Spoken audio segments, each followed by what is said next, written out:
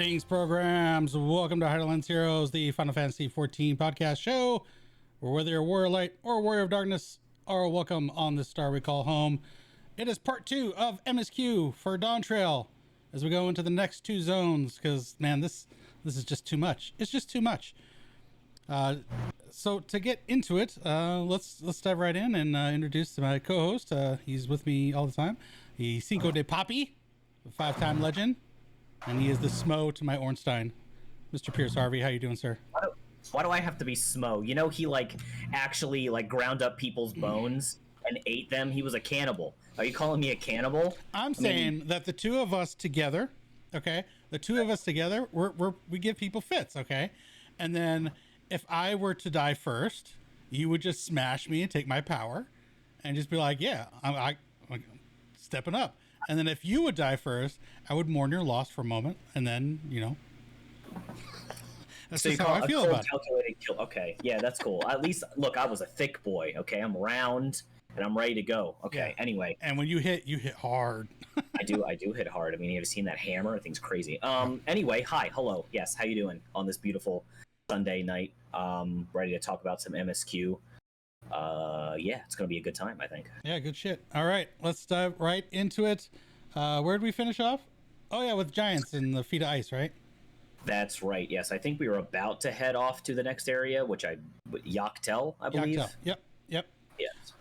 So we're diving in right into Yak'Tel, and we have the feet of what did I put in the show notes? The feet of tacos. Yeah, was Zabruk Pabil or something like that. Zabruk Pabil, yeah. Which is really strange. I'm sure it is some sort of actual cuisine from. Sure. I'm assuming South America. I'm guessing Central South America, maybe. Yeah. Yes. But that is basically what we're doing. Yes. When we get to the city, I'm not sure what it's called. Town, village. Where the trial takes place. Ikbrox. Yeah, okay, that sounds right. That is what our task is. Our task is to figure out how to create this culturally significant dish and see which one of our teams, because I believe we are actually teamed up again on this one. Or was this like the first time we've actually been teamed up? I think this is the first time where all 4 teams... Kona, Woklamat are all present at the same time. Everyone's got like different ideas on how to go about it, but yeah, at this point we're all together. They were actually got there before us, but the Ikbrox would not start the trial until we were there. That's very interesting. Yeah, so they wanted it to be, you know, a one-off event, and whoever succeeded got, you know, a stone, and who didn't, you know, didn't. Fair. So yeah, gotta make some tacos, dude. Because of course. Of course we do. And apparently, this food is very significant culturally, because it was a meal that was founded based off resolving the conflict between Ikbrox and Mamuk, the other tribe village in the southern part of the zone. So they're wanting us to get actual ingredients, not like shortcut anything. That means finding bananas. So it would seem, yes. They're like special, like rainbow colored peeled bananas too. I'm interested in seeing one in the game. I don't think they ever actually showed us what they look like, but which is a shame. But yeah, apparently it's some sort of meat that they gather, and then they wrap it in these banana peels, and then they bury it in like hot coals or something, and then it's supposed to like roast up the meat real good, and the banana flavoring soaks into the meat or something like that. So yep, pretty cool. What they do with the actual banana part, I don't know, but yeah, it's the peels that part of the smoking process. So and the Jabril is at boar, right? I think so. I think we end up having to go like collect it, you know, or go hunt something out there and bring it back. Yeah. But yeah, from that, we also had to go get special seasonings, and that leads us to the northeast part of the zone, where the major part of the conflict between Ikbrox and Mamuk happened. And we see a wonderful cutscene, showing Galoo Jaja as the great mediator to bring these two together to stop the fighting. Yeah, the Hrothgar of Ikbrox and the Memelja of Mamuk were at odds with each other for a while. Territorial stuff, stuff you would generally expect between two tribes that are sharing the same land. And it was Galul Jaja who brought the two people together and found some sort of way to peacefully coexist. And this meal, this pibil, is kind of a meal that brings the two cultures together. It is, I believe, it's the banana peels from Mamuk, as well as I think it's the meat from Ikbrox that they came together and they created this dish that symbolizes their union. So we get to learn about that when we go out to this like battlefield, this wasted land where they battle each other for a long time and eventually did strike up some sort of peace. So it was really cool. What was the reason for their conflict? Was it resources? I'm sure, right? Like I said, I'm sure it was territorial resources, something like that. I think that's still a problem, even though there was a brokered peace. Like, I think the issue of the resources was still a problem with the Mamuk, because when we finally go down there, they're like, yeah, all we can do is these goddamn bananas because of where we live. Yeah. Right? There's no I'm pretty sure you have the gist of it. Yeah, I mean, they live down under the canopy of the forest in this area, so very shaded, very dark. So I'm sure their options for their lifestyle is quite limited compared to the people of Ikbrox. But yeah, they made some sort of peace. But of course, as we'll find,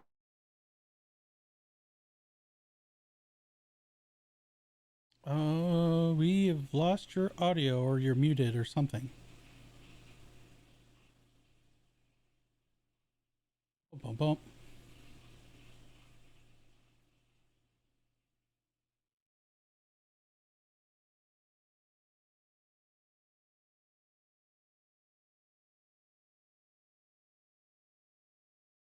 We have technical difficulties. my infinite wisdom, and I'm hoping that it's not that. But I just unplugged it and replugged it. The general technical difficulty. Yeah, IT 101. Yeah. Unplug fix, it, wait 10 seconds, plug it back in. So it's working now. So, hey, what was the last thing that you heard me talk about? And I'll get back on track. I don't remember. We were mentioning something about the resources between the Mamulja and the Ikbrox people, the Hrothgars. Yes. How they were, and I think I said that as we go further into the zone after we complete this first trial, we will see that there might still be some unrest for the Mamulja people. They have not completely found peace. They still have some issues with their lifestyle, so that's some interesting stuff that we'll have to tackle. And taking some extremes to get the strength and power to resolve their issues. Extremes is saying it lightly, but yes, that is definitely some interesting lore tidbits that we'll get to. But sticking to the first trial with the tacos, it's our team. Which also includes Koana. It's Koana's team as well. The two of them are working together. Yes. It was Piers. Yes, you're right. Yes, and we did create the Zeebrugge Pibil so perfectly, in fact, that we're given a furnishing item of it to take back home with us. Because cool. Yeah, I actually have mine laid out on my little table with all the rest of my foodstuffs in my house. So I'm not gonna lie that this quest maybe make tacos. They do, they made them look pretty good, in 14 graphics, it's not like Monster Hunter or like Final Fantasy 15 looking cuisine, but still the food porn in 15 was just next level. But it still did make me hungry for tacos, I'll tell you that. And I did end up, I think I ordered some takeout from like an authentic Mexican place around here. So, but nice. Yeah. All right, so after that's all done, we get our stone, we get our, complimentary tacos. I don't remember all the nitty gritty, but I know that there was some flashbacks, I believe, and some revelations on who Wukalamat's father actually is. Yes. And apparently it's Ikbrox's leader. What I didn't get is, did he let her go because of the conflict? I don't remember. I'm sure there's a reason why Wukalamat was taken in by Golul Jaja. Maybe it was just like, I don't want her to be around this conflict, or I want her to know a different way of life or something. I'm not 100% sure. But yeah, it turns out she's like not an orphan. I could have I thought she was an orphan. I figured that too. Maybe like there was some resemblance in their fur color and whatnot. And I was like, hey, is this maybe her actual daddy when we first met him? And then it turns out, yes, it is. It sure is. It sure is. So that's cool. We got a little bit of a backstory for Wukalamat, but yeah, I think it was just because of the conflict and him being the leader, like she would be a target to get after him, I'm guessing. Mm-hmm. So then he let her go to Gulo. Weird as it is, I don't know. It was a strange thing, but it worked out. It worked out. It worked out. After that, so as we're finding that out, the minions for Bakul Jaja overhear that, and they make a plan and they kidnap Wukalamat again, right? They kidnap her father, I believe. I think it's her. Yes. I think it's her Yes. Kidnap her real father, and they hold him hostage. So Wukalamat's basically forced to come save him. And of course, it's because Zerul Ja and Bakul Jaja, they didn't succeed in their Kabil escapade. So of course, Bakul Jaja needs to find some way to get all the stones, all the stones out of Wukalamat, and so this is his plan. So. Yep. So we join up with Wukalamat, and it's time to humble big asshole for one of the big antagonists for us. And you know what? This was actually a really good piece of combat content. Say what you like about the solo instances. This one actually I had a lot of fun with. I actually failed the first time. Interesting. Did you? Yes. I'm not very familiar with warrior abilities, so. I mean, to be fair, they're all pretty unique stuff, not just warrior. I mean, I guess, yeah. So there is some similarities, but yeah, I think the story is like we go with Wukalamat, and then I think we go save Dad, so he's not in danger anymore, and then Wukalamat's all right, Bakul, or we're actually throwing down here because this is ridiculous. Yeah. And so she eventually does stand up to him, and we get to do this solo instance, which yes, I completely agree. It's probably the best solo instance of the expansion so far, in my opinion. I really liked the Golul Jaja fight, but I think I like this one better because there's some unique mechanics to this one. You are forced to perform the mechanics correctly, and if you do perform all the mechanics correctly, you are granted a limit break, which you get to use. That it does a bunch of damage. It gives Wukalamat this big old regen, and it progresses the fight to the next phase. So you're actually forced to do these mechanics correctly so you can even progress through the fight. So you better you're gonna learn. You're gonna learn real fast. You're gonna learn, or you're gonna fail like Tark did, and have to okay. With this instance though, it's yet another example of Wukalamat. You got this. Okay, warrior line. Yeah, we're just gonna sit over here. We're just gonna watch. Yeah, it was one of those things. Like I said, I think we did have something to do. We went and took out the minions, right? So that was our job. We didn't actually get to do that. We were it was off screen. You know what I mean? But it's not like we were standing around. Hey, it's a fair fight. Fuck off. But I think it did come down to Wukalamat and us squaring off, and Wukalamat was "Now I'll handle this," and we were all right, fine. Because of course we could wipe the floor with this dude. Absolutely, we could wipe the floor with this guy. We're the Warrior of Light, but yeah, we could dominate all. But yeah, then that wouldn't put her as the dancer and main character, and get the respect of hey, I can handle my own. So that's fair. It's fair. Uh, after we beat him down, we win. We keep our stones. We rescue our, bio daddy. We also get our stone back from what was stolen previously. The last time. Yeah. I think it was the Moblin stone. Yes, the Moblin stone was stolen from us.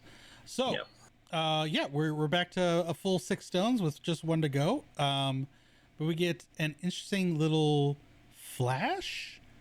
It was so fast that I didn't understand what I was seeing at first. I had to ask you. I was like, "What the hell was that?" I think it was it from Bakul's point of view? Yes. Yeah, so I think it was like just this brief instant where he's like actually super upset about being defeated because he feels like the entire weight of the Mumulja people are on his shoulders, and basically all the evil stuff he's been doing has basically he feels like the ends justify the means at this point. Where he like anything goes as long as he can become Dawn Servant, because he feels like he is the only one who could lead the Mumulja to a better life, and when he loses the Wuklaman, he loses all of these stones. He's like he breaks down a little bit, like mentally he breaks down. So it's an interesting little flash, and we don't have to wait too much longer to see why, but it is a nice little taste of like maybe there's a little bit something going on behind the scenes with him than him just being like an actual just evil, like, generically evil villain guy. So. I mean, and again, I didn't know what it was at first. My initial thought was like, are those like broken skulls? Like, what? Yeah. That's like looks like a lot of death, and I wasn't far off from the truth on that. What were your thoughts on the tiniest little thing? What did you think of initially on that? I wasn't sure what to think of it. I mean, I could just read the room when it comes to like, oh, okay, like he feels guilty for losing, and there's just so much pressure on him that he's cracking, but I wasn't sure like what exactly we were seeing with that small flash. So I was actually enticed. I was like, okay, I want to see where they're going with this. So. All right. With that being said, did we have to take another? No, the path got cleared. That was another thing. But Cool Jaja set up the roadblock that we couldn't go to Mamuk right away. So it was another reason we had to deal with him. So I had time to clear the roadblock so we could get down to Mamuk. With that being done, we can get down to Mamuk, and this is one of my favorite places because it just reminds me of Final Fantasy X, and I've said this many times. I'm like, I get the feel of Macalania Woods, the blue hues, just the magical nature of the whole place, and the music just is great down there. It's great. Everything's great down there. Yeah, I like it too. It's very atmospheric. We had seen this from the fan fests and all the other press release stuff of like some of the zones that we were going to go to this like kind of darker underneath like a big forest canopy kind of area, and yeah, I remember first getting to Yak'Tel with some friends like Ultima and Mimi, and we were all talking like, oh, when do we get to go to that dark area, because like we're super excited to see that. And so it was really cool to finally get to go there. So awesome. When we finally get there, though, I was like, okay, we got one last feat, trying to find anybody in the village in Mamuk that wants to help or can guide us in the right direction. And like everyone gives us the cold shoulder. Everyone. Yeah.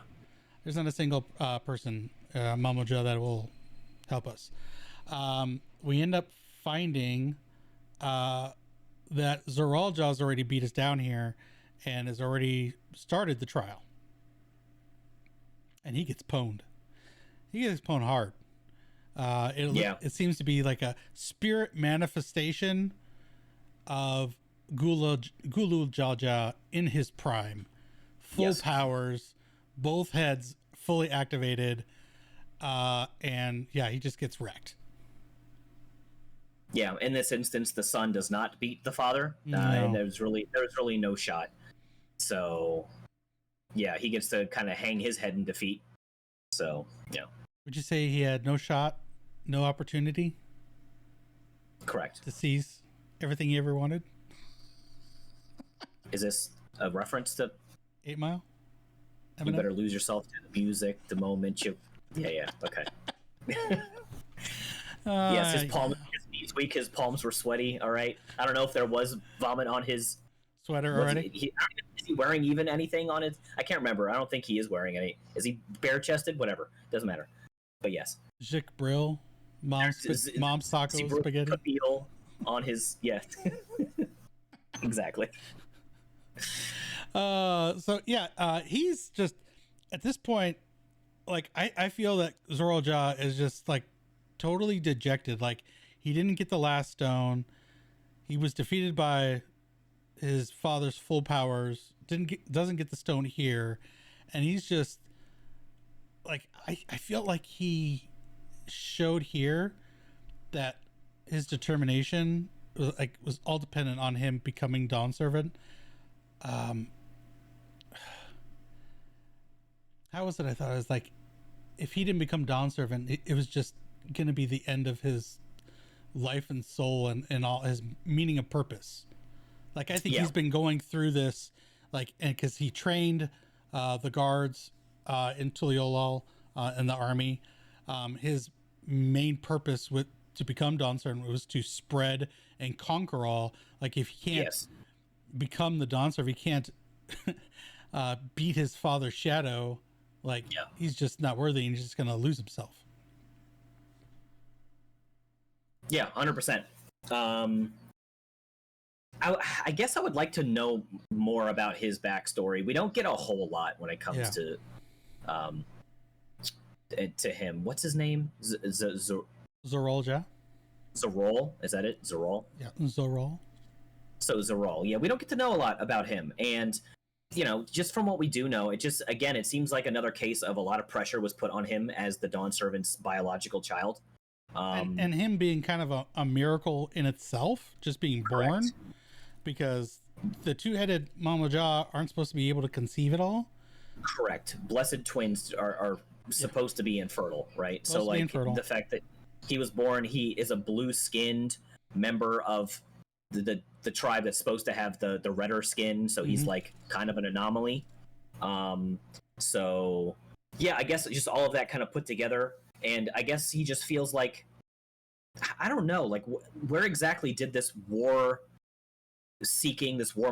come from? Like, I'm trying to legitimately figure that out, because it's completely opposite of his father.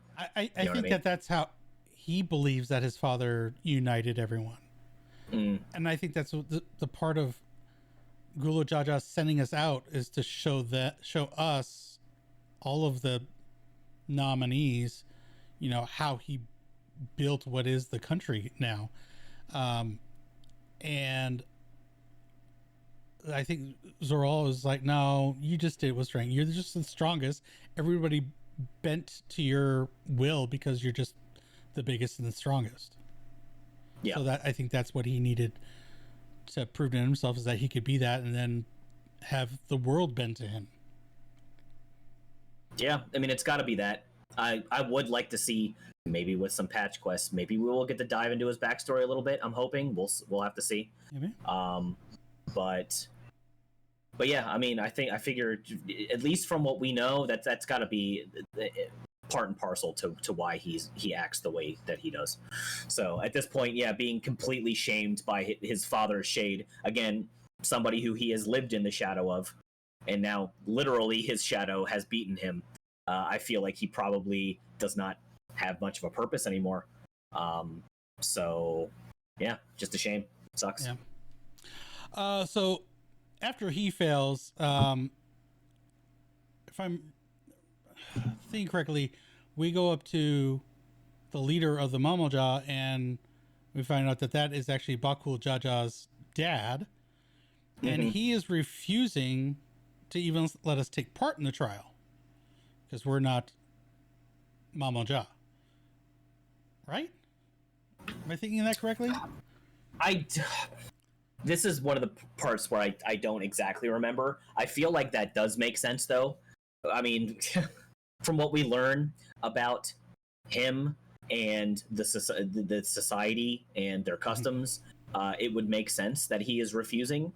But I just don't know exactly what grounds he would have to refuse, given the fact that, you know, they're supposed to be subservient to Galulja. The whole reason that we're even having this trial is because Galulja said to do it. So if they really want to go against him, it just doesn't make any sense. I don't know. But from what I understand, yeah, it probably is because he doesn't deem us worthy, at least, to do the trial. Yeah. So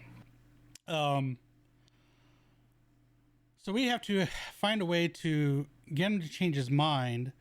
So I guess one of the issues is, hey, maybe, you know, like we did with everyone else, we try to find a problem, help fix it. And one of the big issues that we're finding is that, you know, life is just really hard under the canopy. We talked about it previously, like the resources beyond rainbow bananas are just really limited because there's just no sunlight. The soil is just garbage. You know, they're trying everything they can to produce stuff, but like they need help from outside to even survive. Yeah. At this point, we come across what I feel is one of the best character model face updates of the entire expansion. A Rogadin that doesn't even look like he's a Rogadin. Is this where we meet Guy? Kettenram? Kettenram, that's it. Kettenram. Yes. Okay. Yeah. And I think we get his assistance. He's been living down here for a while. He didn't die at sea like everyone thought over, you know, in Eorzea. He's just like, nah, he made one last trip to Tyrol and is like, yeah, I'm just going to stay here now. Just going to live. Yeah, I'm just going to live here. And I think he's the one that really explains that, you know, all the big issues that's going on. Also, the issue with how they're trying to resolve their problem themselves, the Mamook. Yeah. And that is their deep, dark secret of, well, they just make a lot of babies in hope of getting the twin heads, the blessed twins. And if they're not, they just let them die. Right? Yep, that is correct. So awful.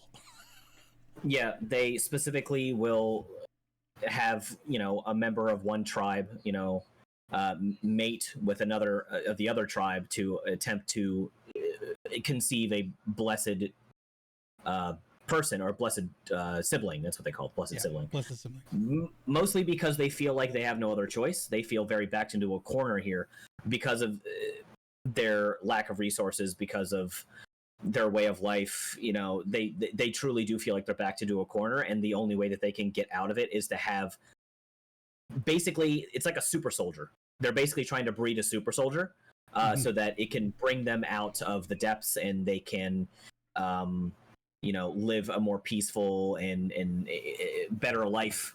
And they're willing to do this this basically eugenics program of getting rid of anybody who's not a blessed sibling. All of these like literal infants, they're just literally just killing or leaving to die, and that's what they're doing in Mamook. And that is how Bakul was conceived. That is why Bakul feels like he has such a pressure on his shoulders, because he literally has the ghosts of thousands of children on his back that he feels like he needs to, you know, he feels like he needs to be the champion that the people think he is.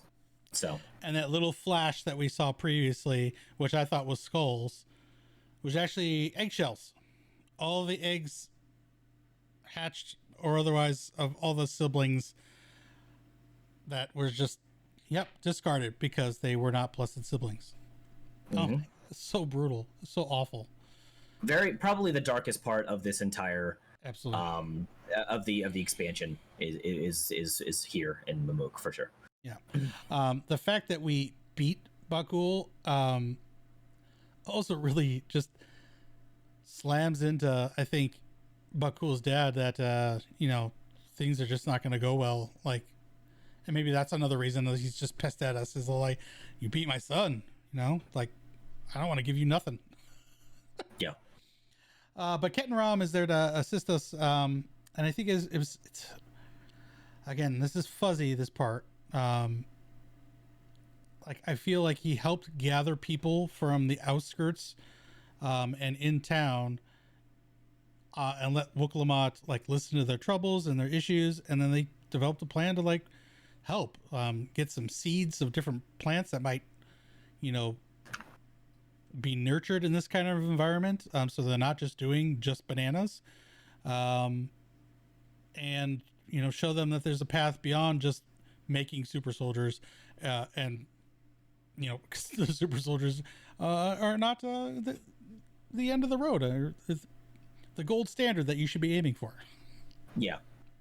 Now that I think about it, I actually think Ket and Ram was sent here by Golul Jaja to make sure that this didn't happen. I think Golul Jaja figured that the people of Mamuk would, or especially the leaders, would not allow us to take part in the trial. I think he was literally sent there as like, nah, it's going to happen. Like he's kind of like the representative of Golul Jaja here. And so, yeah, he is helping us. The mother of Bakul Jaja is sympathetic to us. Yes. The father is not, but the mother is. The mother absolutely despises what her people are doing. And so she is willing to do anything to put a stop to it, which would include rising somebody else up to Dawn Servant. So she is helping Wuklamot. And I do believe at this point, now you can correct me if I'm wrong, but I do believe that Kawana is just completely on our side now. I think he is at this point come to terms with the fact that he isn't going to be Dawn Servant, and he wants to rise up his sister. And so he Thancred, and Urianger are all helping us in this endeavor too. So it's this collaborative effort here to kind of bring Mamuk over to our side so we can participate in the trial, so we can, you know, rise up to become Dawn Servant. So yeah. And with his science background, you know, he can lend other services. Yes, he was the one who was like, yeah, like I'll help you guys do something other than just bananas. Like we will figure something out, so that you guys don't have to feel like you're backed into a corner anymore. And this is also the time where, you know, I feel like the two of them become a true unit. You know, they partnered or been at odds and found different ways of getting the same task done. But here, I feel that they're really working together for the common good of one of their peoples. And that's going to build when we get down the road here. So this is, I think, where we present the plan. We show that there's hope, that other ways can be taken to make your people prosperous without taking other people's lands, without having to go into a super soldier breeding program, and sacrificing, you know, thousands of children. And I think this is the point where Bakul's dad, I don't remember his name, finally relents because he sees that his people are kind of on board with it after we explained our vision, and finally gives us our shot at the trial. And it's against Golul Jaja, his shadow of him in his prime, and yet another great piece of combat content. Another good solo instance for sure. Absolutely. It builds off the previous fight over, you know, the dad of today, but adding in some extra mechanics because now he's got both heads available. Yay. Yes. And yeah, it's quite the fight. Definitely enjoyed it. It was awesome. Yeah, it's an 8-person trial as well. It's a big boy. So it's everybody, all hands on deck here. We got Wuklamot, we got Kawana, we've got Thancred, we got Urianger, we've got ourselves, we've got is that it? Kryle's there. So we've got are the twins? I think the twins might be there too. I think Aliso and Alphinae are there. You know what I mean. And we end up fighting him, and yes, that's where I know in last episode I was talking about how when you first fight Golul Jaja and he backs up to do this big old spell and he realizes that his other head is not on board, to put it to say, that's when he has to like kind of pivot to this other spell that he's doing. But here he backs up both heads are in unison, and they create this big old fire sword, and he's about to slam it down on us. And that's when like Wuklamot has to come out. She puts up this big shield, and we all have to get behind it, and yeah, it's pretty epic. Yeah, it's Wuklamot wings, for the lack of a better word. Yeah. It's her big LB that she does. And another cool LB that happens is when like a bunch of them are like chained up and we can't DPS the chains down fast enough. And it's Kawana who like uses super ricochet. I don't know if you guys know ricochet from the Machinist's old kit, where it's like, you know, it like reflected a bunch of things, but it's like super ricochet where it's like all of these panels and it's like shooting this laser and it's going on. Dude, it's so badass. I'm just saying, dude, if Machinist ever gets like a circle AoE LB3, maybe we'll see it. Who knows? That's what it'll be. It'll be so badass. Just a big mechanical ricochet turret thing and just like yeah, that'd be sick. Yeah, it was hardcore. So I would hate to see that animation wasted in one singular solo trial in some expansion. You know what I mean? But you know, whatever. Anyway, I'm getting off topic. I just thought it was cool. No, it's good. What I think though is like and maybe they'll do this. I think they did it back in Shadowbringers. They didn't do it in Endwalker. But remember, there was the EX instance for unlocking, upgrading our artifact gear. Yes. We would face God, what's his name? Varys. We fought Varys, Emperor yes. Varys Solus. Like I would love to see an EX trial of this. Of Galul Jaja, absolutely. That would be sick. Absolutely sick. I mean, it's already kind of tuned for 8. You just gotta, set some parameters. I didn't even think about that, to be honest. That's actually really interesting, and it was an extra EX trial that we got in an expansion. Yeah. Like they were just like, yeah, here's another EX trial. You get to upgrade your. But I mean, I guess our artifact armor is already upgraded, so that it have to be another something. I don't know, some sort of other reward. But yeah, it would still now we have the roles that upgrade that or stuff. Yeah, I don't know. We can hope, we cross and pray. You know what? You have that email line to Yoshi P directly, right? Just shoot him an email, dude. Correct. Yes, I'll hit him up. I'll hop on a plane actually and just head down to the headquarters. Oh, okay. And, okay. You got the funds for that. Carbon footprint. Japanese. Just that private jet, single private jet. Carbon footprint. Basically call me Taylor Swift. All right, because I'm flying all over the place. Okay. Wow. Yeah, you know me. Taylor Swift, huh? All right, next week. I got the hair right. I am the Demi Lovato to his Taylor Swift. Wait, what? The Hannah Montana? We'll see. Sure, you can be Miley Cyrus, Wrecking Ball. Anyway, all right, we win, and we get our final tablet filled out. So yay, we got all the keys we need. Now we just need to find where the Golden City is, right? Yeah, I think at this point, Ketten Ram is like I might know where it is. Wink, wink.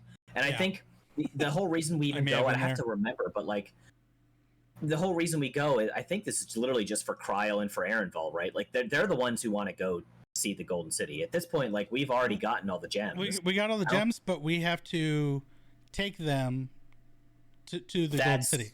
We do have to go there. That's right, because don't the gems unlock? Yes.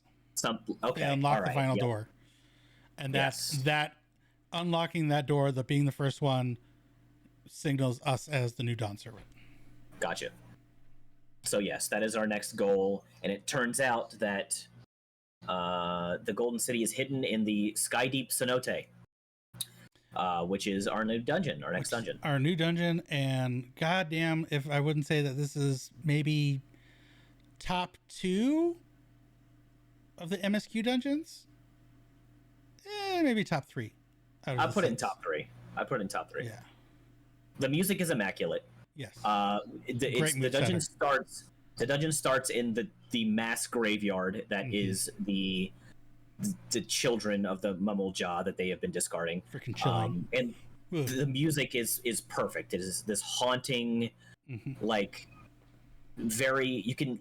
I think I've said this from the beginning when I first did the dungeon. You can just like feel the sorrow of the Mumblejaw people in this music as you're going through this part of the dungeon, and I just love it. It's very, very good. They did a masterful job with this dungeon. So yeah, that's how I feel about it. It's great. Yeah, it was great. I even got the minion from here, which is the oh my god, it's a little mini golem. Okay, is it Rare X? Like Rare X, is it untradeable? I think it's tradable. I think it's tradable. Okay. Yeah. Okay. I think only like the last ones are not tradable. Okay. Like well, in Endwalker, there was Caduceus, right? The little snake guy with the scar. My favorite minion in the game, dude. I love Caduceus. He's my boy. But there's that one, and there's the Starbird, obviously. The Starbird, which is awful. I think I've seen it drop one single time, and I didn't win it, of course. I saw him drop again recently, and I again lost by 2. Excellent. That must feel great. Nope, not at all. For a minion hunter, that feels awful as fuck. I think it's cool to have exclusive minions you can only get if you win the drop from a dungeon. I do like that. Yeah. But it does suck for collectors. I can absolutely understand that. So yeah, the dungeon is awesome. And then we take our tablets and we open the gate to the Golden City, and it is again, well, okay, to back it up a little bit. The end of the dungeon, the last phase of that dungeon, you get this weird like alien technology / material that's just everywhere, just fascinating purples and golds.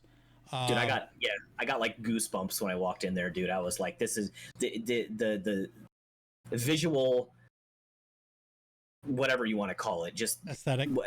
What you're describing, the aesthetic of the whole area, that final area of the dungeon is just like it's like haunting but cool but sciencey, but like you don't know what's going on. Like, what is it? Like, is it a gate to another world? Like, didn't we make a joke about Destiny, them being similar to Destiny? It looks like the Vault of Glass. Yes, it looks like you're walking up on Atheon. Like, it literally, that's what it looks like. So, for all you Destiny 1 players out there, I think you can do it in Destiny 2, the Vault of Glass. Yeah, Vault of Glass. But yeah, the final boss is Atheon in front of this, like, triangular gate. And he, like, walks out, and it's like, oh, shit, we're about to fight Atheon. Oh, crap. But this is another one where, that I guess I'll just say it. We wiped on the first time I did this boss, because I didn't do it with you guys. I don't think. Maybe I did. I don't. No, maybe we did come and do it with you. I can't remember. If we wiped though, it doesn't sound like if I'm on Red Mage, the group's not wiping, so they probably didn't do it with us. Okay. No, I did do it with you in Ultima. It was a follow-up where the fight took literally like 10 minutes. It's when I won the minion. The fight took like 10 minutes because the tank and another DPS kept dying and getting hit by mechanics, and I just kept rezzing, just kept going along, just healing. It was a pretty challenging final boss. It was a challenging boss, showing that they're stepping up, challenges of, dungeons and EX content.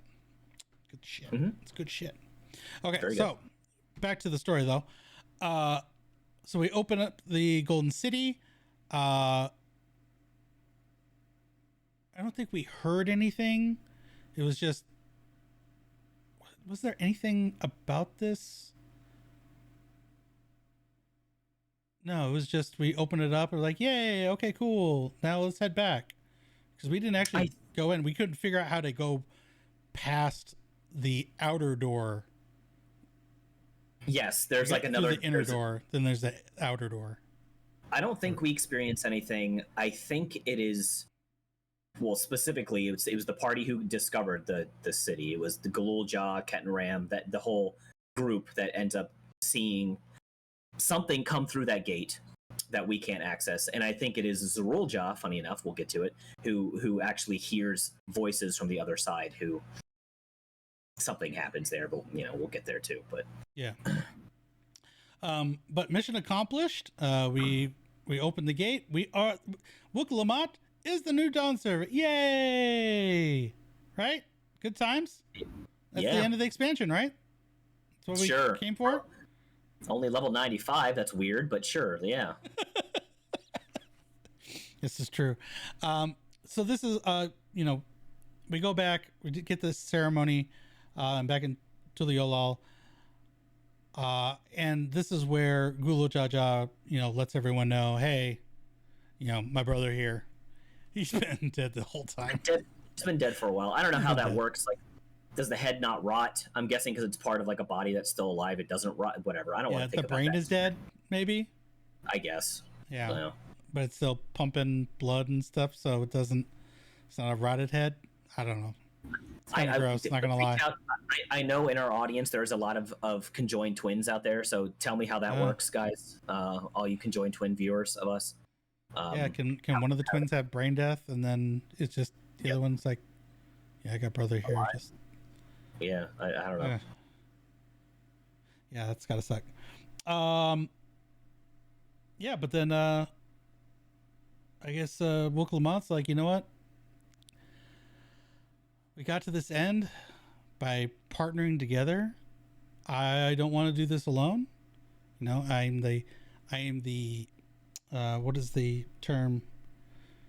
Resolve, I think. She's the, not the head, but she's the person of resolve. And she names her brother Kona the person of reason, and they become the Dawn servants together. And honestly, I was like, yeah, that's earned. That's good stuff. Yeah, say what you will about the storyline of Dawntrail. I'm sure we will, when we finish the story, talk about how we felt about the entirety of it. There's a few things about it that I feel like are earned. A few themes that I think they actually did put pretty well, and I think this is one of them. The fact that, look, Tuliala was run by a two-headed person that represented two different sides of one coin. It makes sense that two people would take over for Golulja and Goluljaja, I should say, because there is a Golulja in the future. With one jaw, okay, one jaw. But Jaw Morant. Yeah, yes. But no, it makes a lot of sense. They are siblings that grow up together. They're not related, but they are by blood, but they are related by having both been raised and taught and given this responsibility by their father Goluljaja, and it would make sense that the two of them would take over, which I am sure heavily angers one particular person who we'll see a cutscene directly after they are named the new Dawn servants. Maybe the biological child of Goluljaja feels very slighted, spurned, slighted by the fact that the throne was taken by adopted children and not the rightful heir, the blood of Goluljaja, who is, of course, Zerulja, who we're talking about here. But yeah. I mean, let's get into that cutscene, because we get a cutscene that's back to Yak'Tel back in the lower half of Yak'Tel. He's just going back into his home, job well done. Things are, good. And then I thought it was like some sort of ninja, like giving him a nice backslash. I thought he was dead, actually. I thought he was straight up dead. Joke about Final Fantasy XIV and the fact that they're unwilling to kill any NPC ever for any reason. This is one of them. I legit thought Kettenram was just dead here. And I would have been 100% on board with it. Because at this point, this is like Zerulja's villain arc here. This is like, he is completely like, okay, this is how you want to do me? Then I'm going to literally just assassinate this guy, take the stones, and I'm going to go to the Golden City myself. See what all the hype is about. So. And he opens... Not only does he open the outer door with the gems that he got from Kettenram, he then manages, or something on the other side of the inner door opens up, and there's a conversation between someone beyond the barrier and Zerulja. And they're making basically an agreement, you help me get power and I will help you with what you need. Yep. There's an agreement struck. And at this point, Zerulja just needs power. If he is not, if his father will not give him the title of Dawn Servant through this right of succession, then he will take it by force. And so this voice on the other side of the gate is promising him power, and that is what will be given. And he will come and he will take Tuliala by force because that is what he feels like he needs to do. So, dun dun dun! Our main antagonist is revealed. Correct. Everybody kind of knew it in the end. Yeah. You know, Bakul Jaja was too cartoonish to be the main villain. It was the silent one in the background. Yeah, it's always the quiet ones. You gotta worry about. Yes. All right. We've now made Wukalamat the Dawn Servant. She gives us an opportunity. She wants to extend. I want to say that it was presented as like, no, please be on my staff of, be my right hand in the palace. But then she's like, oh no, I guess I can't really, hold you back. But, please accept it as an honorary title. Like, I think she was like hung up on us. She was like, I want to give me some of that warrior of light. I 100% kind of felt like there was some romantic tension here. I don't know if that's what the devs were going for, but she was very much like, I mean, you basically put me on the throne, so I would really like it if you settled down here in Tulialal's wink, wink. Wink, wink. And of course, we're like, no, bro, like, literally we have the soul of a Zem inside us. It is our nature to wander. That is what we do. So that's what we're going to go do. And she's like, all right, well, like, we'll be here. Like, come back. Maybe you'll, think about it. She's like, go think about it. You know what I mean? Yeah. We're like, yeah, sure, we'll think about it. and because you want to explore, because you're an explorer, we're going to open up the gate, the northern gate, to Yak'Tel, and you go explore the northern part of the continent. We're like, sweet, new stuff, awesome. Yes, exactly. Yep, that's what we're going to go do. That's what we do. We explore. Yes, we explore. And we're going to take our, our exploring buddy now, right? Aaronville. Yeah. He's like, his town, his hometown is up north, and he found the Golden City. That is what his mother was trying to do for the longest time. Yep. So he feels like he finally succeeded, and he wants to go kind of report to his town that, hey, look, I did it. I found it. So, yeah. Mom, it's real. I'll accompany you, and we can go explore. I'll show you around. It'll be real fun. Yeah, absolutely. So we're going to Shaaloani. And it's basically, the best way to put this is take a Western movie, and that's your setting for Shaaloani. It's very much Wild West. It's Wild West. The music is Wild West-ish, but it has like a twanginess that I just can't place. It's very unique music, and I think it fits the zone wonderfully. I like it a lot, yeah. Yeah. I just wish the content in the zone was better. I agree with you. I do agree with you. It kind of goes... it's not that it goes nowhere, but it's like there are literally no stakes when we go into Shaaloani. Yeah. Stakes will find us because it's Final Fantasy 14, but I feel like it's a lot of non-consequential stuff happens in Shaaloani where maybe they could have done a little bit more with it, but it's not all bad. It's just, kind of missed opportunities, you know what I mean? So I kind of liken this to Stormblood, and I've had my gripes about Stormblood's story. The separating of the two story paths. You got basically two halves. You start in one spot, then you leave to do a whole other area, then come back to resolve. Made the story in Stormblood a little disjointed. Here's kind of the same thing where you have distinct halves. You have the first half, the whole ascension to Dawntrail, Dawn Servant, and then the second half, which we're now getting into, we'll call it the merging of two worlds path. Yeah, let's call it that. Yes. There are connecting two threads. Worlds path, yes. Just like in Stormblood, there are connecting threads. Like we don't go to Kugane for no reason. We're literally going to recruit people to come back and help us in Alamigo. But yeah. Kugane, we go to Kugane to go to Doma to help. You've all played Stormblood. So there is some connective tissue here, which we will find out. But it is, I would say it's even more tenuous than it is in Stormblood. Like some of the connective thing here. Yeah. because it was like build up, and we hit our goal, and then drop straight back down, and the tensions and everything that's happening go back to zero, and we need to ramp back up again. It's like, that kind of hurts the flow of the MSQ. That's my one big gripe for Dawntrail. For sure. Yeah, I feel it. All right. So yeah, this is our opportunity to get know our boy Arenville as he leads us through Shaaloani to get up to his hometown. So we got to get to the train. Were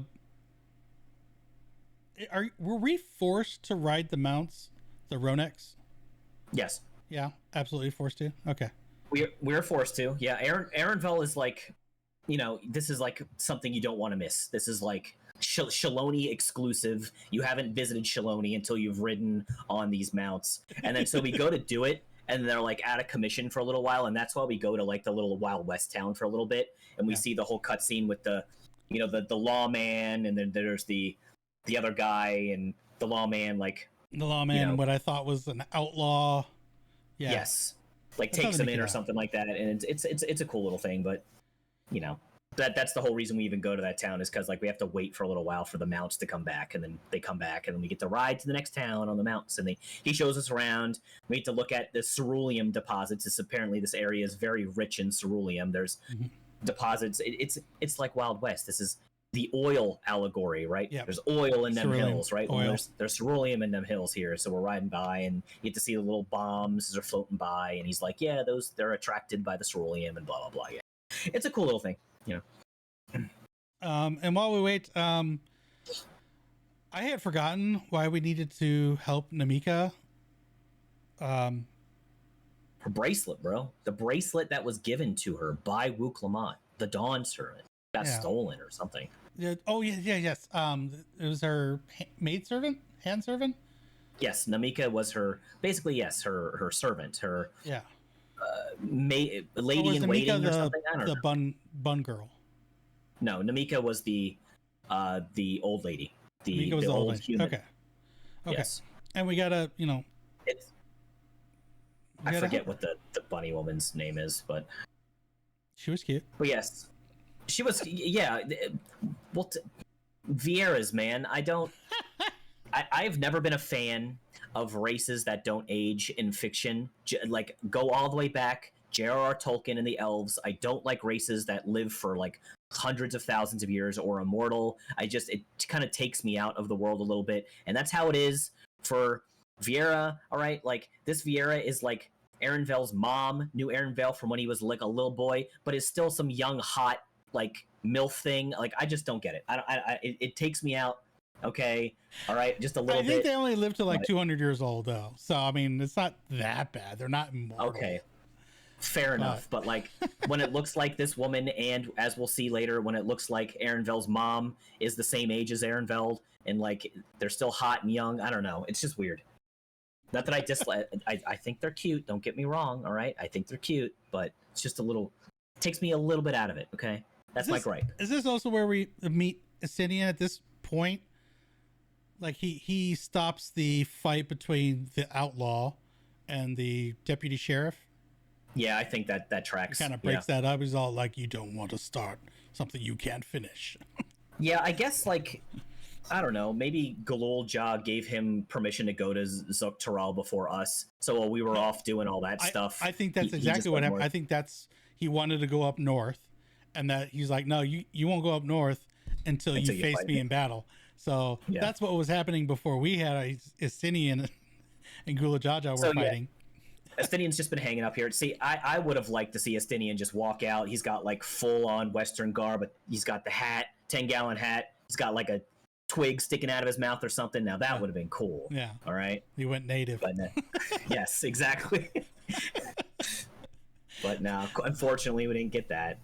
If they had done that, that had to be in the new costume in the Trust. And it would have been Cowboy Estinian all the way. 100%, bro. Absolutely. Hell yeah. Which then means we need a Estinian job change to machinist. I can vibe with that. I don't know though. He's got too much Nidhogg in him, dude. Yeah. He's got that dog in him. Yeah. He got that hog in him. Like I can't see him being content to be stuck on the ground, Yes. and not jumping in the air all the time. So yeah, I get it. One can hope though. Yes. So yeah, we got to deal with bandits. We got to get the bracelet back. We got to deal with the bandits. Apparently, they've been a big problem. So yeah, because we got nothing better to do, and we're the Warrior of Light. We help with all jobs, big and small. You know, you need to become Dawn Servant. Okay, bandits. Okay, you want to gather up apples? We're your guy. Absolutely. Sure. You want to throw Moogles into a sack or something? I don't remember what word. I think we put some Moogles in a sack. Yeah. I think we did. Well, there's a real shitty proposition coming up, so pun intended. So yeah, we have to find the base of these bandits, and we're hoping to, because we got Aaronville with us. We don't necessarily want to cause a big violent scene, right? Because I mean, these are people too. Yeah, they're people. We don't just indiscriminately murder people. Generally speaking, the Warrior of Light is not Nathan Drake. All right, we don't just murder a bunch of people unless we have to. Yeah. So we're like, okay, like maybe we can draw them out so that we can just like get the bracelet back without having to mass murder all of these people. So that's the plan at least. How are you feeling about the Metal Gear Solid mechanics now that we're yet another expansion in? Which Metal Gear Solid mechanic are we talking about specifically, where we have to follow behind an NPC and like not get caught? Because that's kind of we kind of have this here again where we can't be seen, but we were sneaking around behind the buildings and like looking for. I'll tell you straight up, my ult just like straight up aggroed some dudes, and then I would just run away and then de-aggro them, and then I would come back. So it's like you can still get caught, quote unquote. You just feel like you're Snake a little bit, sort of feel like you're Solid Snake. Nothing's gonna beat that Garlemald Thancred moment, right? No, this is Thancred, where you're hiding behind that. Where it was the stealth was actually built into the little instance. Yeah. That was actually kind of cool. That was dope. But they've been trying to do these stealth things and avoiding things ever since, and they're just not as good. Like, either step up your game, Square, on these stealth mechanics, and make them like full-fledged instances. 1 or 2 in expansion is fine, but stop with this like 15 minutes of just following someone around, because it's just real tiring. It's not fun gameplay. It's not fun gameplay. Do it every once in a while, but they put a whole lot of them into this, and it does get kind of boring after a while, but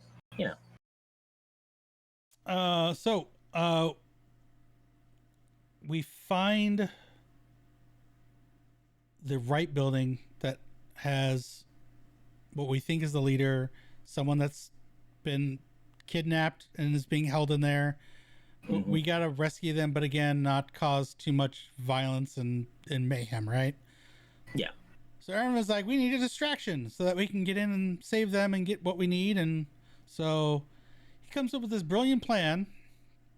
I don't know if it's brilliant. Sounds pretty crappy to me. Good one. Yeah. Where we get bird poop, lots of it. Sure do. Burn it, and apparently the burning poop naturally attracts more of that species. I'm just flabbergasted. Like, I don't know. It's like a dung bomb from Monster Hunter, but it has the opposite effect. Instead of like making monsters flee, it like brings them in. I don't know. Yeah. And they're not even birds. They're like straight up pterodactyls. They're pterodactyls. Just like pterodactyls chilling in this Shaaloani land. I guess can we take also a moment to say this is where maybe the naming conventions get a little bit crazy. Like, I understand it's based off of an old ancient language and an old culture, but like, I lose it when I can't pronounce the names of simple monsters that I'm killing. It's very much, I mean, it's clearly that they're going with like, Aztec, Mayan language, some like, Central Southern American kind of thing. And I dig that they are trying to stay and maybe faithful. Indian, Native American. Native American. That they're trying to stay faithful to that language. I do super appreciate that, because it's very interesting stuff. Very interesting culture to explore. But it does make it, for English speakers, I'm assuming all speakers. I'm assuming it's probably the same in Japanese as well. Mm. It's just very difficult to pronounce names. It is. And it's, when you can say something like, oh, go to this Ethernet to go to this map or something in, the fringes or something. It'll be named something, normal. I don't want to say normal, but like, it'll be like, Blue Springs. Okay, yeah, go to the Blue Springs Ethernet or, Crystal. But here it's like, oh, go to the Mehowana Pakalaku one, and it's like it's hard to pronounce. It just makes it a little bit more difficult. It takes you 10 seconds just to like break down the syllables so that you could then hopefully you're pronouncing it right. Yeah, and it just takes me out because I'm just like, and I did this all on stream, so I'm like struggling to pronounce these names, and I'm like feeling bad about it, and I'm like, that does not make me enjoy your expansion when I can't pronounce. Like, I understand the intention, but there's also why we have maybe that's not even a localization team thing. It's just a choice of how you wanted to present names and stuff. So I can't imagine what the names are in French or German. Like, yeah, okay. Yeah. So I mean, yeah, whatever. They wanted to stay They wanted to stay faithful. It was a choice. They wanted to stay faithful, and again, I would 100% appreciate that. But it's just, it was hard. You can't be upset if people just really, really are frustrated by trying to pronounce it, because I know I'm not pronouncing it right. You know what I mean? So, like, I don't know. And when you're frustrated in a video game on pronouncing things, like, especially in a story-based MMO, it's hard. So. It's a choice, but I dig it. Or I vibe with their decision. They're the devs.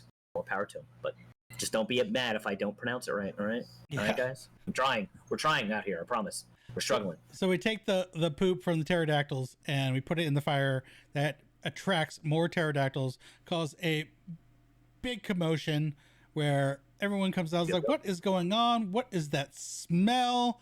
And then pterodactyls, invade. That gives us the time to get into the building. We find that Zakawa, the outlaw from the previous town, is being held there. He was kidnapped. He's the Midlander guy, right? Yeah. Yep. Yeah, he's a Midlander. Yeah. And then we find out that the deputy sheriff, Wahut. See, this is where Wahutwe. Wahutwe. Yeah. I remember him. Smug. He's also a Midlander, I think, but he's very smug. And I put the note in here. It's like easy recognized bad guy. Like from the first cutscene, you kind of knew. Yeah, he's not all up to snuff. I figured he might be a little off, but I didn't think he would be like leader of an entire bandit syndicate off. But I mean, sure, yeah, he sure is. Yeah. So he's leading the entire bandits. He's got a whole smuggling ring. Like, he'll steal from basically anybody, put it in the ceruleum tanks, and then ship that out to Eorzea. Oh yeah, to Eorzea. To Eorzea, and then sell all those exotic goods for high markups and get bank money. So crazy. Like, the guy has a criminal enterprise of that scale. It's pretty awesome. He sure does, dude. He's the, what is it? The Job of the Hutt. All under the guise of a badge, man. All because he has a badge. Yep, sure Never does. Trust those coppers, man. Jesus. So we help Zakawa deal with him, and we let him kind of. Again, this is another moment where it's like, okay, you got this. All right, we're gonna sit back here. You let us know if you need help or not. Like, it was cool. Warrior of Light is such a side character to everything that's going on here. He would just be he would be the NPC of the storyline if we weren't actively playing it as this character.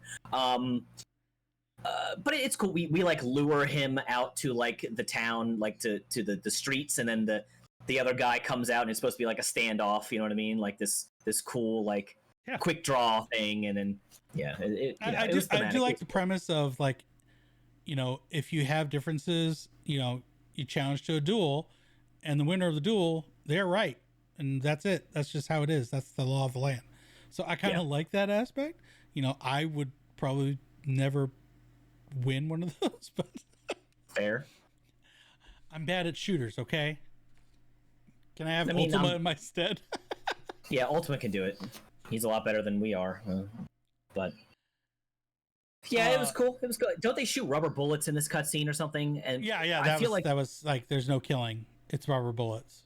Yeah. So, but Sequoia wins, and Bahute is arrested by the the head sheriff, and all is well and good. Yeah. We saved the town. For now. For like 5 solid seconds. Yeah. Well, okay. I mean, now we got to go catch the train up to Aaronville's hometown, right? Correct. Yes. But we missed the train. We do. Yeah. We get to meet up with a bunch of people who are like the Magnus analog from Amarang. So like, yes, you know, literally they flash a cutscene. We this little like ragtag group of like train enthusiasts, right? And then it flashes to the Talos enthusiasts. What do they call them? I call them the trolley bros. The trolley. Yeah. So the trolley bros are the analog of the train bros in the Source. Yeah. So the Flash, and they're even like the same character models and everything. So it's like, yeah. See, like that's kind of little nuggets that I love. That it's like reflections. The first is a reflection of the Source. So yeah, it's nice to see some reflections, even though they're so far separated that they should have their own mirrors and stuff. I loved it. Tetra in the chat, been lurking, listening, but he does stuff. So greetings, program. Thank you for coming by. Appreciate it. Hello. Hi. But yeah, so we got to wait for the next train, right? So we're just gonna, we just do some fates or just chill out, wait for the next train, right? It comes on a time schedule, right? Sure. Yeah. That's how that works. Oh, how does it work then? You tell me. I don't remember how it worked. I think we gotta don't we have to help put the train back together or something? We have to. No, while we wait, that we have to do chores. They made us do chores. Well, what's the chore? Don't we have to go? I know we have to go up to the northeast to talk to the Makote tribe, which are clearly the analogs of the Native Americans, right? Yeah. So, but I don't remember. I think we needed to get wood. Yes. Maybe some other stuff. But yeah, it. Why we're too important, okay? We're the warrior of damn light. We save the universe. I should be able to wait for a train in just a nice lounge chair with maybe a lemonade and just wait. Maybe have that would be nice. Little cigarro, No rest for the weary, no rest for the wicked, no rest for the whoever. I don't know. Ain't no rest for us. That's for damn sure. Ain't no rest for us. So we help put the chores because maybe we did it because we had fond memories of the trolley bros. Maybe that's it. I mean, honestly, it's a good thing that we missed that train for what happens to them. But it is good that we missed that. Yeah, because at that point we finished that and we're like, okay, the next train should be here soon, and then just all hell breaks loose. But before I get to that, I put this in big bold. This has got to be the most boring part of all of Dawntrail, right? Are you talking about just the Shaaloani part in general, or are you just talking about the first part of Shaaloani? Is just, God, it was so mind numbing. I know we talked about, the tension is high, we get a resolution, we drop back down, but I want to say it took 3 hours to get through this whole part. I was just so bored. I was like, can we get to the next part? Can we get to the next part, please? Can something happen that moves this forward, because I am just so bored. It was super low stakes. I mean, we talked about that even before going into Shaaloani. We knew it was going to be low stakes, but nothing that happens in Shaaloani is consequential to anything else that happens in Dawntrail. Nope. So getting Namika's bracelet back, great. She will feature later on in the storyline, but getting her bracelet back almost means nothing. I guess just we find out the knowledge that she will be taking the train north, which happens. And then of course, weeding out the outlaws and the moles and the sheriffs, this Whitwee guy we have to deal with, and that's great, that's cool, but again, completely non-consequential to the story as a whole. So yeah, I mean, I would say it's pretty low stakes, pretty boring. I don't want to say it's boring. I did it. I didn't fall asleep or anything. I think I dozed. I think I dozed off. Not gonna lie. What?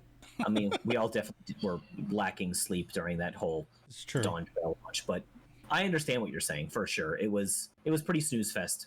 So, but it didn't stay that way because there were apparently some earthquakes, and then just boom, we have this huge lightning dome to the north of Shaaloani that is like, what the hell is going on? Apparently drops right in the path of where the train tracks are, so who knows what's going on there. And then from this dome of lightning, warships just flow out, just tens if not hundreds. They're headed to Tulialal. Time to head back. That's not good. So we head back to Tulialal Stat, and we find just everything's on fire. Like, there's these weird looking robot soldier, uniformed enemies. Looking like Squid Games out here. Yeah. Yeah, because they got the triangle. They got the triangle or a square on their face, and it's like, what are these PlayStation enemies? What is going on? Yes. I was expecting to see a circle, and I was supposed to an X. Like, is this what Square paid extra money for to get Precisely, yes. And they're what did I put? The enemies giving no quarter. They're just dropping everyone. Doesn't matter, male, woman, children, old, doesn't matter. And it seems that they're harvesting something from these bodies. They have some sort of machine that they take, this little trinket, and it's like collecting their essence, is what it looks like, into this thing. So that's why they're completely indiscriminate about killing people, because they don't care about that. They care about their essence. And if they can absorb that out of dead bodies, then they'll do it. And that's what they're doing. Yeah. So it's like complete destruction of Tulialal. I mean, like, people are like dying by the droves, the dozens. Like, it's not good. Yeah. So, yeah.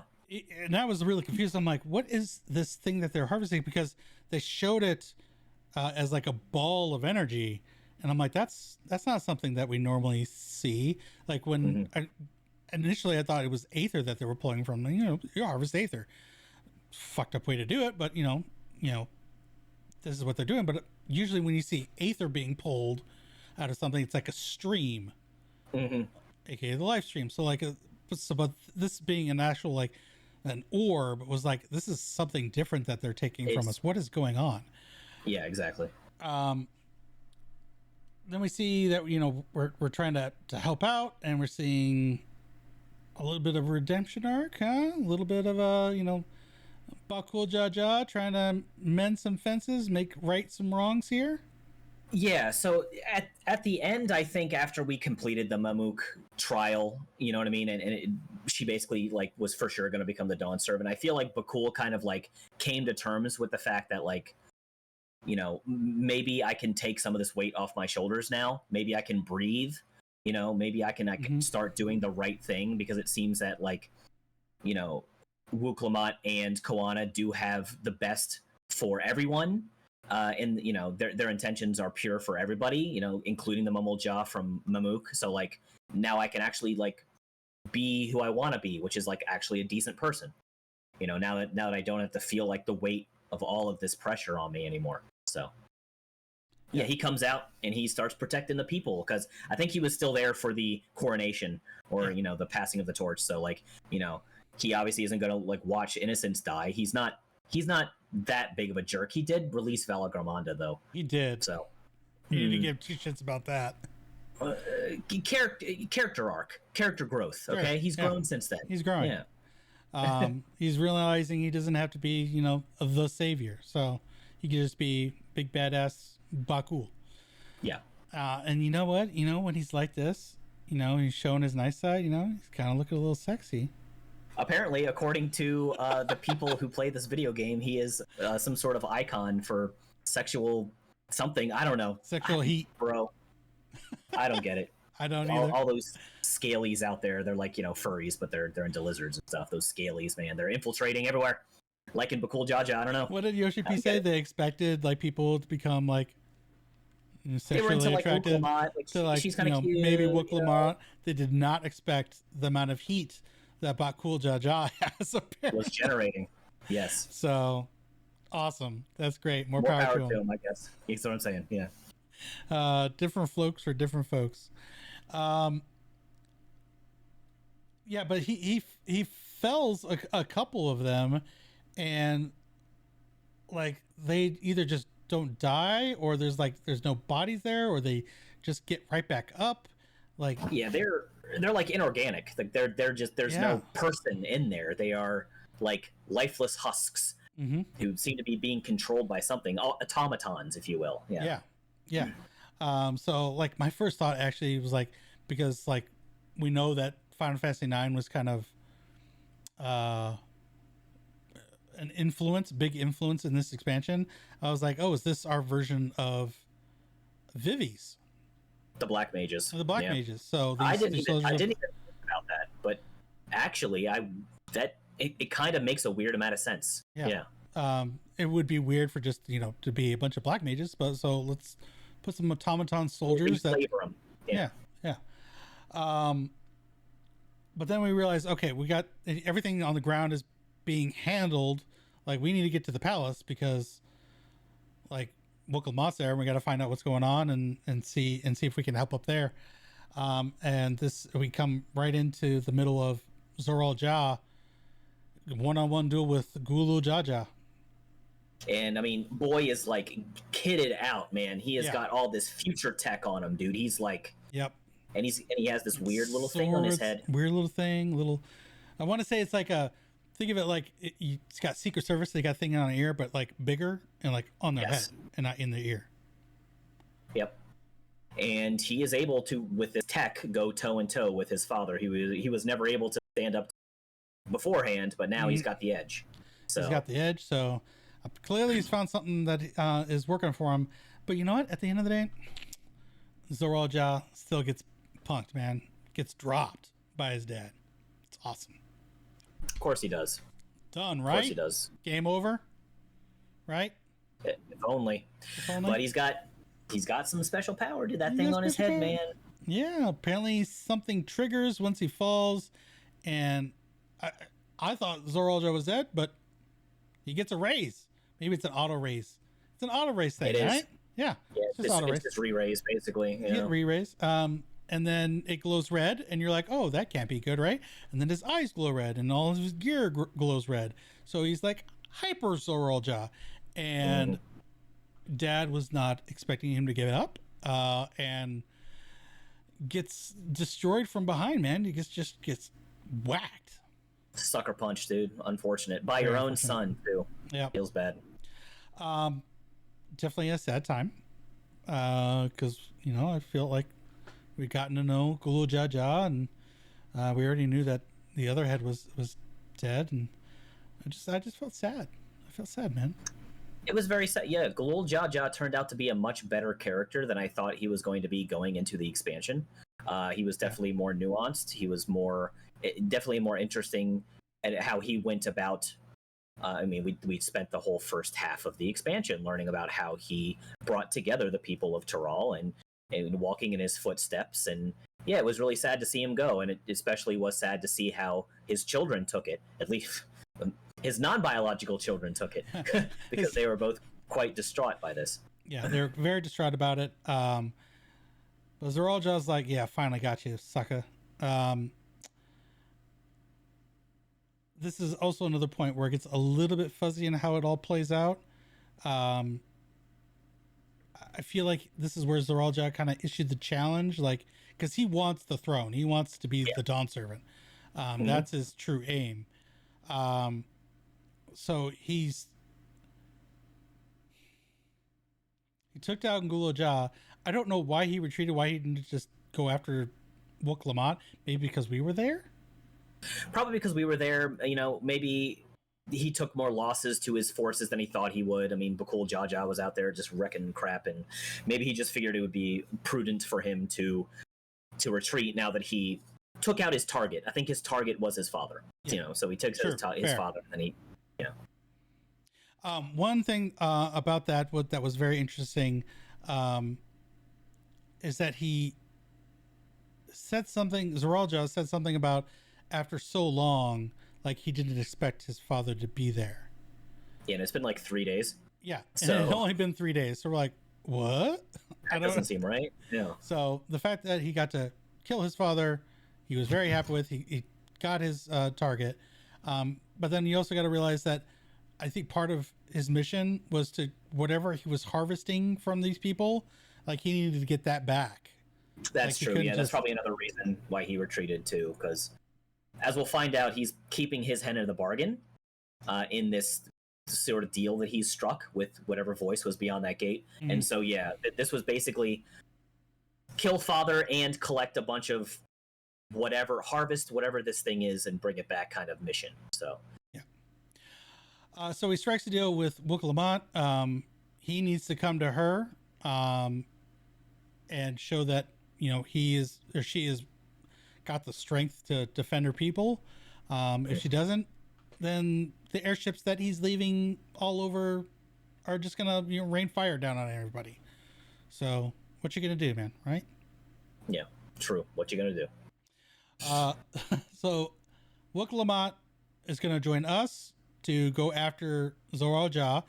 Kona, though, is gonna stay behind and be the voice of reason and is gonna shore up the defenses somehow, right? Somehow that I mean, well, just Alisei and Alphino stay behind, right? I think so, yeah. So if any of the Scions stay behind, then there's connections that we have. We have a lot of connections. Yeah. So, you know, we can, you know, might be able to make some things happen when it comes to the defense of Tuliala, you know. Sure. So. All right, so we got Wukalamat. We got to get back to Shaaloani. But how do we even get to the dome? Like, the train and the train tracks are all jacked up, and like even if we make movement, like airships are gonna just start raining fire down on us. Like, how are we gonna get there, dude? Yeah, and there seems to be some sort of structure that has been built, like right outside of this orb.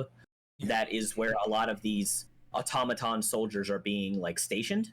Mm-hmm. And so in order to get into this purple orb where these ships are coming out, we have to go through that like base that they've set up. So yeah, we've got to make it there somehow. So looks like we might need to build another train. Could be some sort of another train. Okay, yeah, we could do that. Like super train, maybe a super train, you know, with some defenses against their attacks. You know, they seem to be lightning based, right? Yeah, maybe we you know, put some wood on there, some ethereal dampeners, the lightning based stuff, absorb, deflect, you know. But we got to build a whole train, right? We got to build a whole train. Sure do. And go ahead. This is our Shadowbringers moment, right? This is our Shadowbringers building the giant Talos moment, but this time it's a train. Not quite as cool as a gigantic stone golem, but you know, it'll suffice. Yeah. So we get everyone that we've met along the way. They come to help out with the train, be it with the wood or lightning or even fire crystals that we, you know, develop and get, help with the blueprints. Everyone's pitching together so that we can get this job done. We can get into the Purple Dome and find out what's going on and save everyone, because otherwise Zoralja's just going to light everybody up from above. Yep. Name of the train's going to be cool, right? Dawn Blazer. Yeah, it's pretty sick. Yeah. Keep on theme, blazing. You know. Dawntrail, Dawn Servants, Dawn Blazer. It's a whole beginning of a new saga, I guess, right?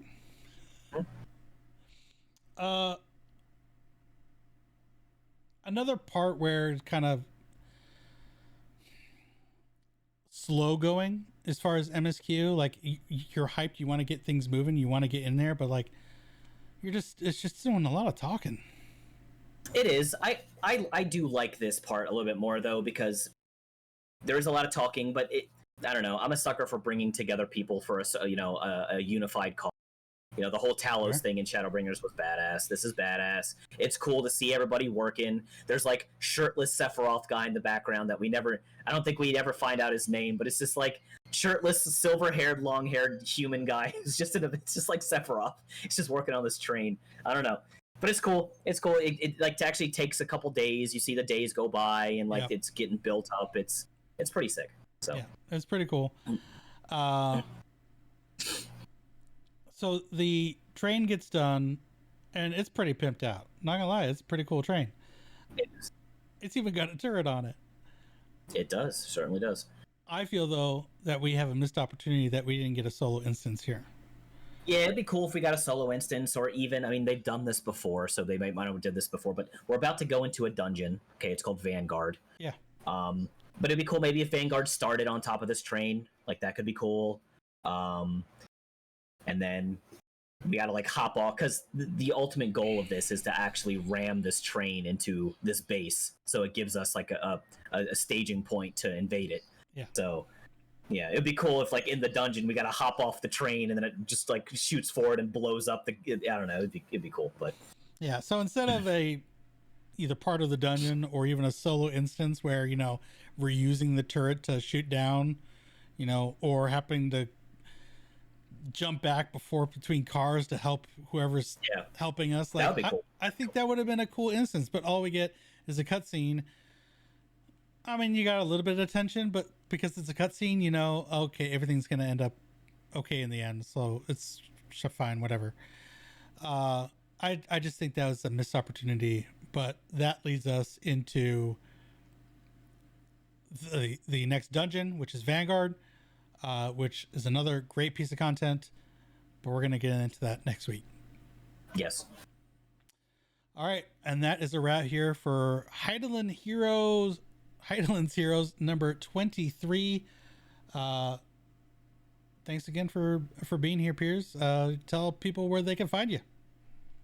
Of course. You can find me, as always, on Final Fantasy. It's probably the best place you can get a hold of me. I don't have any social media presence, okay? I'm not a social media guy. I'm a hermit, okay? You can find me here, or you can, if you catch any of Tark's streams, especially on raid days, you can find me there as well. Because I'm in his raid group, in fact. But yes, I'm on the Leviathan server on the Primal Data Center.